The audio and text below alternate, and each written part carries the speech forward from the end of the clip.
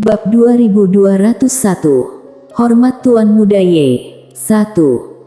Musen dan Pak Tua Suanji saling memandang, lalu keduanya menghancurkan gulungan di depan mereka. Henki Mu juga menghancurkan gulungan itu. Melihat ini, Marvel Zhao menggelengkan kepala dan tersenyum. Tuan Muda Ye, kamu sangat hebat, dapat membuat para master alam dewa begitu setia padamu. Pada saat ini, Mileye tiba-tiba berkata sambil tersenyum, pergilah. Mendengar ini, Pak Tua Suanji dan Musen tersenyum kecut. Mileye melirik keduanya, lalu berkata sambil tersenyum, kalian seharusnya sudah tahu kekuatanku yang sebenarnya, bukan? Musen mengangguk, sejujurnya, kami berdua juga menyelidiki Tuan Muda Ye. Ada banyak hal dari Tuan Muda Ye yang tidak dapat kami percaya. Misalnya, Tuan Muda Ye tidak pernah menyerang atas kemauan diri, melainkan terus mengancam. Mileye tertawa, pergilah. Keduanya saling memandang dengan ragu. Mileye berkata sambil tersenyum, kalian hanya akan menunggu mati apabila tetap di sini, pergilah. Lagi pula, kalian tidak berutang apapun padaku. Setelah hening sejenak, Musen memberi hormat, Tuan Muda Ye, jagalah dirimu dengan baik. Setelah itu, dia berbalik dan pergi. Alasan mengapa dia masih tetap di sini adalah karena dia ingin melihat apakah Mileye menyembunyikan kekuatan lain, tetapi sekarang tampaknya Tuan Muda Ye sama sekali tidak memiliki kekuatan lain. Perbedaan kekuatan antara kedua belah pihak terlalu besar, dia tidak mau bertaruh. Setelah Musen pergi, Pak Tua Suanji memberi hormat dengan mengepalkan kedua tangan, Tuan Muda Ye, jagalah dirimu dengan baik. Setelah itu, dia pun berbalik dan menghilang. Mileye memandang Henki Mu, setelah ragu-ragu untuk waktu yang lama, Henki Mu melirik 50 lebih alam dewa dari langit, lalu menghela nafas dan berkata, jagalah dirimu dengan baik. Setelah itu, dia berbalik dan pergi. Sebenarnya, dia ingin tetap di sini, karena Mileye benar-benar membunuh tuannya sebelumnya. Namun, dia juga tahu bahwa Mileye bukanlah alam mengetahui nasib. Namun, tetap berada di sini sama dengan mengambil pertaruhan besar, dia tidak ingin mempertaruhkan nyawanya. Setelah Henki Mu pergi, Mileye menatap Wanda di depannya, kamu juga, pergilah. Wanda menggelengkan kepala dan menolak, aku akan menemanimu. Mileye tersenyum dan berkata, jangan, kamu akan mati. Wanda kembali menggelengkan kepalanya, aku akan bersamamu. Mileye menggelengkan kepalanya, aku bukan alam mengetahui nasib. Wanda menatap lurus ke arah Mileye, aku tahu. Mileye tercengang, lalu berkata, kamu tahu dan masih tetap di sini.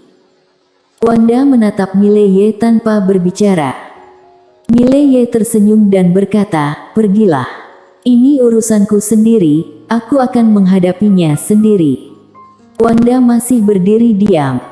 Mileye sedikit tidak tahu harus bagaimana. Tidak ada artinya kamu tinggal di sini, apakah kamu mengerti? Wanda hanya melihat Mileye tanpa berbicara. Saat ini, Marvel Zhao dari langit berkata sambil tersenyum, karena dia tidak mau pergi, maka matilah bersama Tuan Muda Ye. Selesai berbicara, dia melangkah maju, ancaman yang menakutkan tiba-tiba turun dari langit. Pada saat ini, Wanda tiba-tiba memegang pedang biru gaib dan melambung ke langit. Eng! Suara pedang mengguncang langit.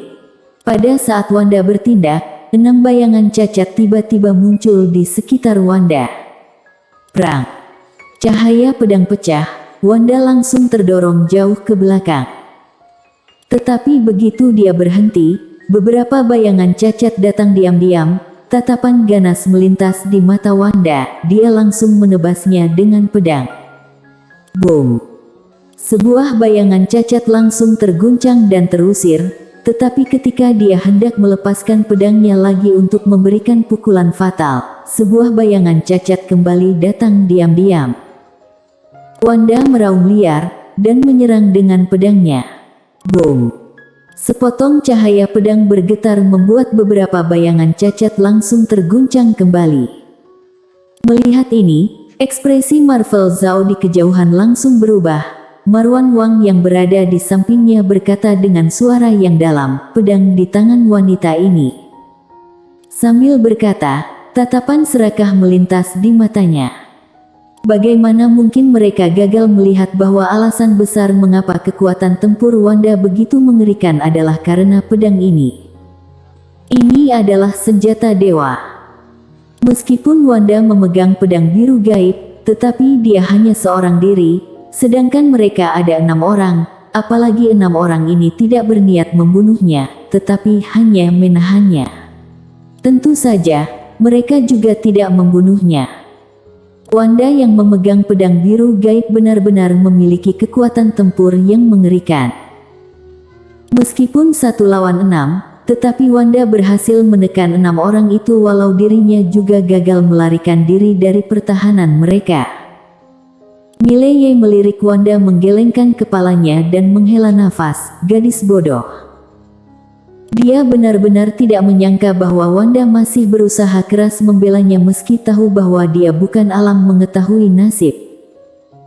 Pada saat ini, Marvel Zhao tiba-tiba tertawa dan berkata, "Tuan Muda Ye, jika kamu menyerahkan tambang kristal langit, aku bisa membuatmu mati secara terhormat."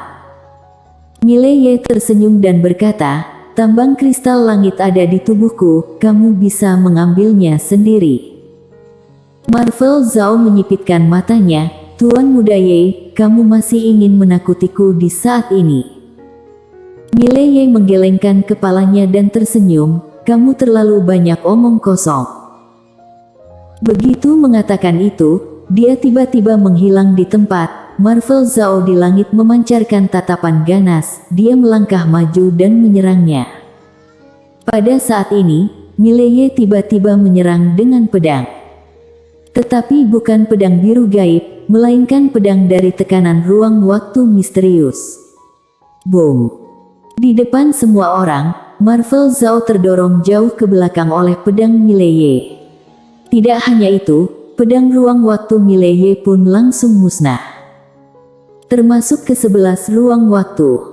Melihat ini, semua orang di lapangan terkejut.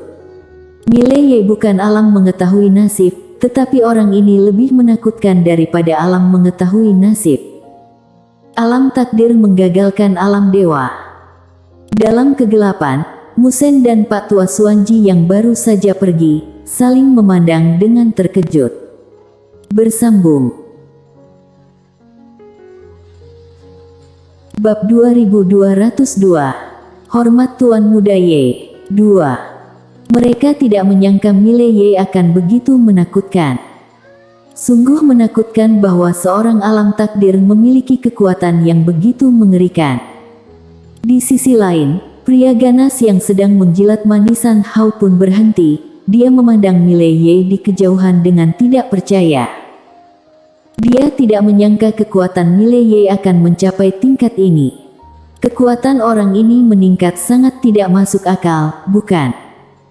Marvel Zhao di seberang Mileye juga sedikit bingung. Dia tidak menyangka bahwa pedang Mileye akan melukainya secara serius. Pedang Mileye langsung melukainya dengan serius, bahkan hampir menghancurkan tubuh fisiknya. Meskipun dia lengah, tetapi Mileye hanyalah seorang alam takdir. Marvel Zhao menatap Mileye, "Kamu benar-benar kejam." Mileye menggelengkan kepalanya dan tersenyum, diam-diam menyayangkan kurangnya kekuatan pedang barusan. Jika tidak, itu akan cukup untuk membunuh Marvel Zhao dengan cepat. Ini juga membuatnya mengerti bahwa dengan kekuatannya saat ini, dia tidak lagi takut pada Master Alam Dewa. Tentu saja, jika tidak takut pada satu orang, maka mungkin berbeda terhadap puluhan orang. Marwan Wang yang di samping Marvel Zhao berkata dengan nada berat, "Kak Marvel, orang ini memiliki latar belakang yang tidak biasa." Tatapan ganas melintas di mata Marvel Zhao, "Lalu kenapa?" Aku sudah tidak memiliki jalan keluar, aku harus membunuhnya. Marwan Wang mengangguk, dia menatap Mileye dan hendak berbicara. Pada saat ini, Mileye tiba-tiba tersenyum dan berkata, Tuan Zhao, mari kita bertarung 1 lawan 1. Marvel Zhao menatap Mileye dengan ekspresi yang sangat ganas. Mileye, mengapa aku harus bertarung 1 lawan 1 denganmu? Mileye tersenyum dan berkata, aku hanyalah alam takdir, sedangkan kamu adalah alam dewa, kenapa kamu tidak berani? Marvel Zhao menatap Mileye tanpa berbicara. Mileye kembali berkata, Tuan Zhao, apa yang paling tabu bagi seorang kultivator? Jawabannya adalah ketakutan. Jika kamu tidak berani menerima tantanganku dari seorang alam takdir, apakah kamu masih perlu berkultivasi? Kamu bahkan tidak perlu berkultivasi tentang alam mengetahui nasib. Siapapun yang telah mencapai alam mengetahui nasib akan selalu menjadi orang yang tak kenal takut, sedangkan orang sepertimu. Sambil berbicara, dia menggelengkan kepalanya dan tersenyum, dan berhenti berbicara. Marvel Zhao memandang Mileye dengan benci, kamu ingin menghancurkan imanku sebagai seorang kultivator. Mileye tertawa, menghancurkan iman seorang kultivator. Tuan Zhao, apakah aku bisa menghancurkannya apabila imanmu cukup kuat? Alasan mengapa imanmu hancur adalah karena imanmu tidak kuat. Lalu mengapa imanmu tidak kuat? Karena kamu memiliki ketakutan di hatimu. Marvel Zhao berkata dengan tatapan kejam, Mileye. Setelah berkata, ketika dia hendak bertindak, tetapi malah dihentikan Marwan Wang, dia memandang Marvel Zhao, kamu akan jatuh ke dalam jebakannya jika kamu mengambil tindakan. Marvel Zhao terdiam, ekspresinya berangsur-angsur kembali tenang. Marwan Wang menatap Mileye, berkata sambil tersenyum, Tuan Muda Ye, kekuatanmu tidak seberapa, tetapi kemampuan mulutmu sangat bagus. Mileye menggelengkan kepalanya dan tersenyum, jika kamu tidak berani bertarung denganku, maka lupakan saja. Sambil berkata, dia merasakan Mela yang di tubuhnya, Mela yang saat ini masih melakukan latihan kultivasi. Tidak ada tanda-tanda terobosan, apalagi tambang kristal langitnya hanya tersisa sekitar ratusan ribu. Mileye menghela nafas. Kak Mela sudah tidak dapat bertahan. Pada saat ini, Mela yang tiba-tiba bersuara di benak Mileye, tambang kristal langit tidak cukup. Dapatkan beberapa untukku. Ekspresi Mileye kaku seketika, Kak, aku sekarang dikepung oleh puluhan alam dewa. Bisakah kamu keluar membantuku? Mela yang tidak menanggapi. Mileye kembali berkata, apakah ayah memberimu sesuatu penyelamatan diri? Pinjamkanlah kepadaku terlebih dahulu, aku akan mengembalikannya selesai menggunakannya. Mela yang masih tidak menanggapi. Mileye tercengang, lalu buru-buru berkata, Kak, katakanlah sesuatu. Aku sudah tidak punya jalan keluar. Dia masih tidak menanggapi. Ekspresi Mileye membeku. Pada saat ini, Marwan Wang di kejauhan tiba-tiba memandang Marvel Zhao di sampingnya, apakah ada master yang mendekat? Marvel Zhao perlahan menutup matanya, lalu menggelengkan kepala. Setelah beberapa saat, orang-orangku mengatakan bahwa tidak ada tanda-tanda master yang mendekat.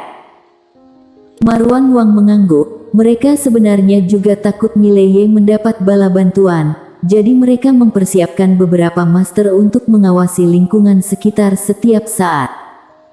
Marvel Zhao memandang Mileye di kejauhan dengan tatapan ganas, bunuh.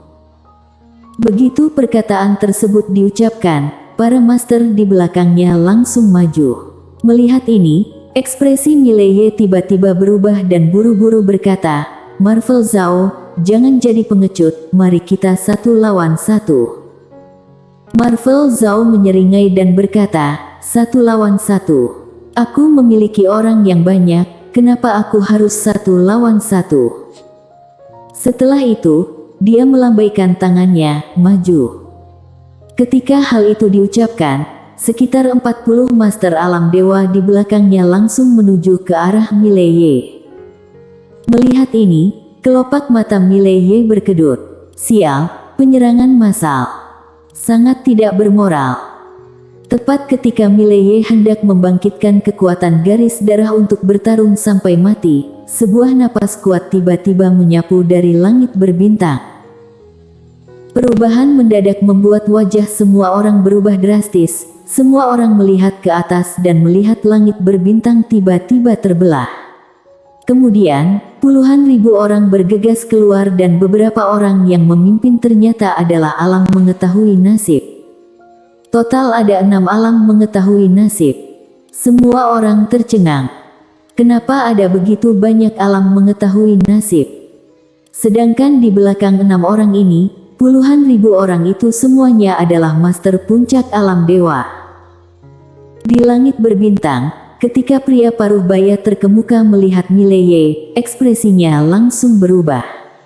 Seketika, dia langsung muncul di depan Mileye bersama puluhan ribu super master di belakangnya. Pria paruh baya itu berkata dengan gemetar, "Hormat Tuan Muda Ye," katanya sambil memberi hormat. Sedangkan di belakangnya, semua orang berlutut dengan satu lutut. Semua orang tercengang melihat ini. Bersambung.